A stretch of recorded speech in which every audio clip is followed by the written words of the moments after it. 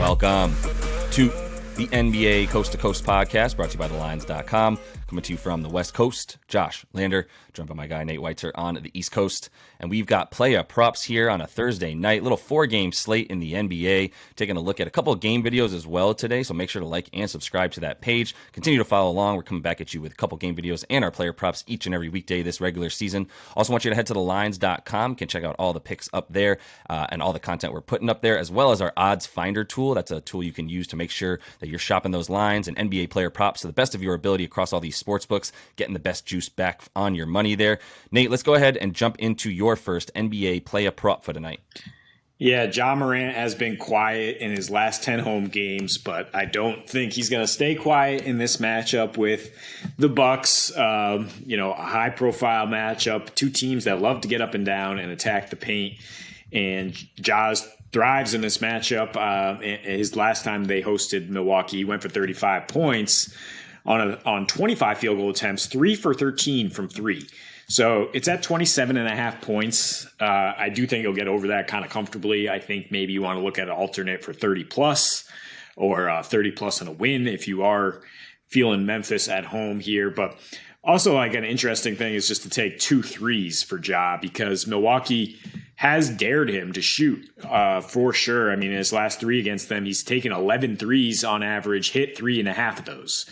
And so he's been quiet in that regard lately, but if he starts feeling it, he will go in. And Jrue Holiday is going to be out here tonight. He's sick, and part of the reason Ja went for 35 in that last matchup is because Jrue was coming off an injury and only played 23 minutes off the bench. Javon Carter's a nice pesky guard defensively, and Wes Matthews will spend some time on Ja too, but I don't think you're really shutting him down, especially because the NBA doesn't really call carrying, even though they're cracking down on travels, and Ja just carry the ball and get by anybody he wants.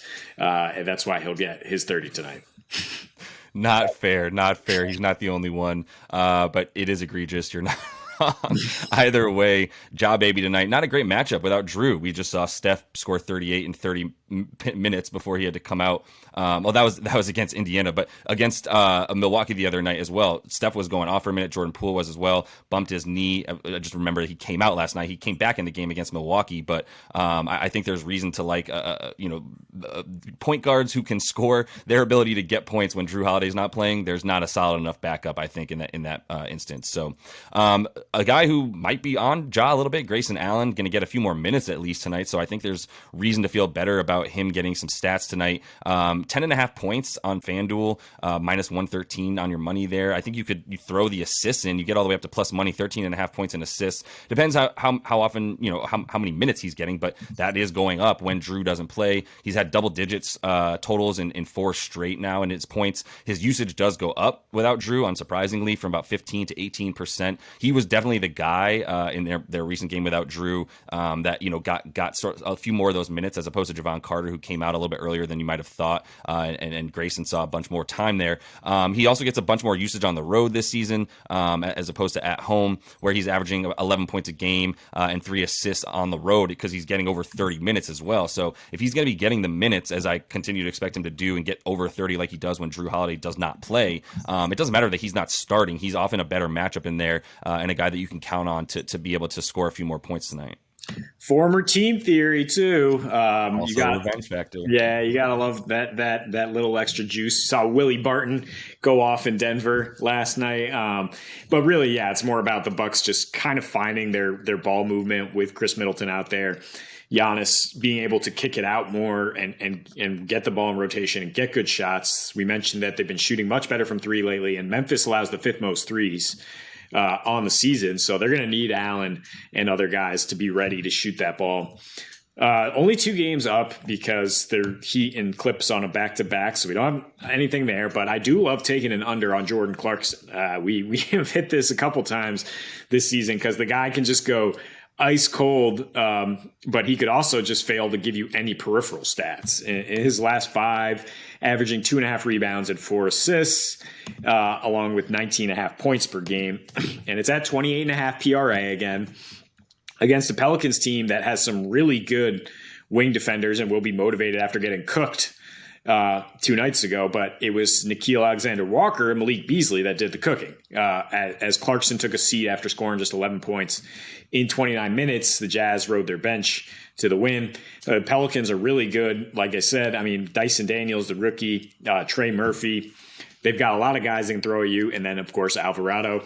They're allowing the 7th fewest points, 6th fewest rebounds to shooting guards, 3rd in three-point defense, 2nd in free throws allowed, 8th in efficiency allowed overall. So, I mean, Clarkson could still get you 24 points and go below this on PRA, but I think it's a good way to round it out or just take the under on 21 points.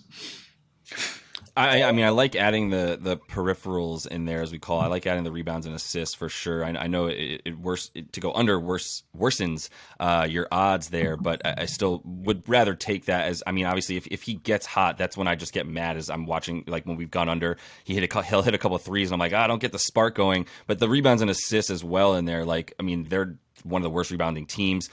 Zion's going to be in there gobbling up rebounds, as I'm about to talk about. So I would really feel fine with them being able to limit everything else he does besides scoring at the very least. So speaking of Zion, went over last time. It hit despite the fact that he played 25 minutes in that game, and he still hit his 35 and a half points and rebounds prop in that game that we called. Calling it again. It's only one more, and I just think that 25 minutes, the direct result of him not playing the second quarter because he picked up that third foul as soon as he came back in the game, is the reason that he only had the 25 minutes. The game was over by the middle to end of the third quarter. Really, the end of the third quarter was completely done. Already down by like 18 points. Didn't really need to play much more after that. So, I mean, I was happy that he got his prop right before he went out, but 20 points in the paint in that game as well, by the way. And that's why we're picking Zion. And I love him against the Jazz because they don't guard the paint and they don't get rebounds. And that's what Zion does. He crashed the boards at an insane rate. Like I said, the 3 fouls in the first half almost sunk us, but didn't, because 20 points in the paint in 25 minutes is Wilt Chamberlain stuff. He had 3 offensive boards in that game and 14 second chance points. So obviously either he or Joval actually had 6 offensive rebounds in that one. One of them 2 getting the boards. They're just going to be playing taps at the rim, essentially, which is what I was waiting for last time. In the way that they do this, since Zion came back, they're 9-2 now after that loss to the Jazz last time. But in those 11 games, like, dude's averaging 27 points, 8.5 boards, 4.5 assists. I don't hate if you want to throw the assists in there. It's 40 and a half right now on DraftKings. If you go over that, it does get you about -110. It's a little bit better odds. FanDuel is probably the place to go for Zion points and rebounds tonight. If you're using that odds finder tool, you get better juice, -113 on FanDuel there for him to get the 37 PR, the points and rebounds. Like I said, it's just him playing taps at the rim tonight. If he gets 30 to 32 minutes, there's no way he doesn't get one more point or rebound than he got last time in 25 minutes. Yeah, I like sticking with it because this was basically the only way you're going to get a small Zion line is if the game gets away from him and he gets into foul trouble and he still put up a big line. Just absolutely ridiculous efficiency. The juice on some of these props are ridiculous. -160 at DraftKings for him to have 28 points.